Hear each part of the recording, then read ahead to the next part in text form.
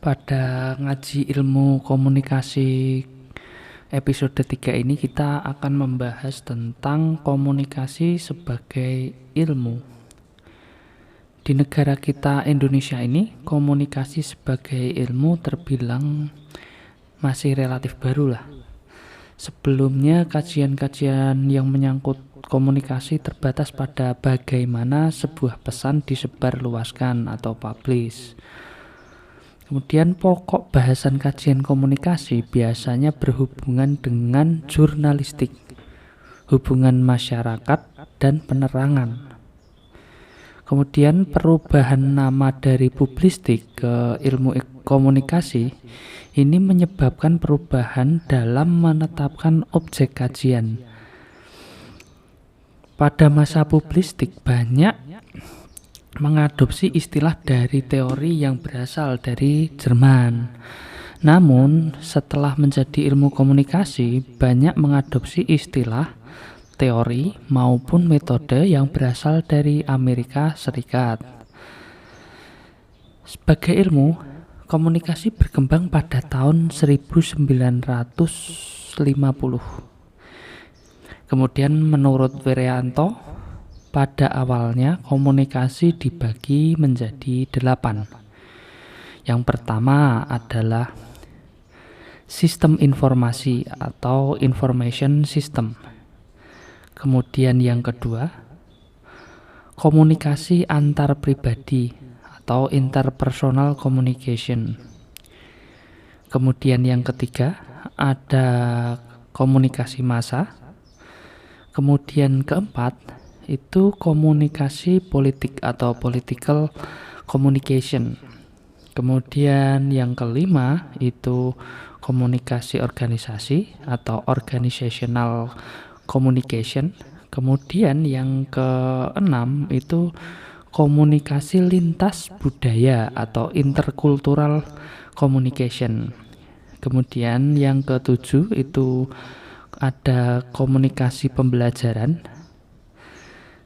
Kemudian yang ke-8 itu ada komunikasi kesehatan atau health communication. Kemudian kalau kita lihat tradisi ilmu komunikasi, menurut Stephen W. Littlejohn ada 7 tradisi ilmu komunikasi, yaitu 1. Tradisi semiotika. Semiotika ini ilmu tentang tanda, gambar atau simbol. Ada 3 ranah yang penting. Yang pertama semantik atau cara tanda-tanda berhubungan dengan yang ditunjukkan atau hal-hal yang ditunjukkan oleh tanda-tanda. Kemudian ada sintaktik atau hubungan di antara tanda-tanda. Kemudian ada pragmatik atau cara tanda-tanda membuat perbedaan dalam kehidupan manusia. Itu tadi tentang tradisi semiotika. Kemudian yang kedua ada tradisi fenomenologi. Fenomenologi adalah mensyaratkan pengamatan terhadap kehidupan dalam keseharian. Ada 3 bagian penting dalam tradisi fenomenologi. Yang pertama klasik. Klasik ini kebenaran dapat diyakini melalui pengamatan langsung, maksudnya melalui panca indera ya. Kemudian yang berikutnya ada persepsi atau manusia ini merupakan sosok gabungan antara fisik dan mental. Jadi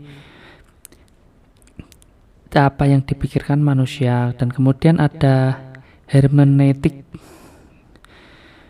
bisa diketahui melalui penggunaan bahasa sehari-hari. Kemudian tradisi yang ketiga itu tradisi cybernetik. Berangkat dari teori sistem yang memandang adanya hubungan antara komponen dalam sistem yang saling bergantung. Itu tadi tradisi cybernetik. Kemudian yang keempat ada tradisi psikologi sosial,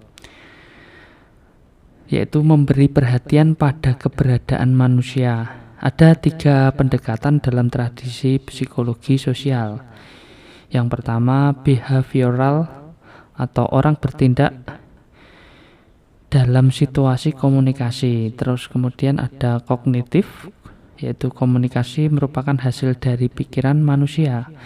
Kemudian ada biologikal atau mempelajari manusia dari sisi biologisnya.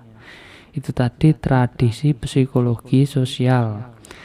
Kemudian yang kelima itu tradisi sosial budaya. Dalam tradisi sosial budaya ini memiliki 3 varian. Yang pertama interaksi simbolik, kemudian konstruksi sosial, dan sosiolinguistik. Nah, kita lanjut ke yang keenam. Yang keenam itu ada tradisi kritis, yaitu tradisi yang banyak bertumpu pada asumsi-asumsi sosial yang dikembangkan oleh Friedrich Engels dan Karl Marx. Tadi yang keenam. Terus yang ketujuh itu ada tradisi retorika, yaitu tradisi yang memberi perhatian pada proses pembuatan pesan atau simbol. Dari perspektif sosiologi komunikasi, melihat cakupan ilmu komunikasi berdasarkan individu yang terlibat dalam interaksi komunikasi. Burhan Bungin melihat sosiologi komunikasi secara komprehensif, mempelajari interaksi sosial dengan segala aspek yang berhubungan dengan interaksi tersebut, seperti bagaimana itu dilakukan dengan menggunakan media, bagaimana efek media sebagai akibat dari interaksi sosial, sampai bagaimana media berkembang serta konsekuensi sosial macam apa yang akan terjadi di masyarakat. Kemudian berdasarkan keterlibatan interaksinya, Bungin membagi komunikasi menjadi 5 jenis. Yang pertama adalah komunikasi individu dengan individu atau komunikasi antar pribadi. Yang kedua komunikasi kelompok. Yang ketiga komunikasi organisasi. Kemudian yang keempat komunikasi sosial, dan yang kelima adalah komunikasi massa. Selanjutnya ada juga yang membagi ilmu komunikasi berdasarkan bidang kajiannya.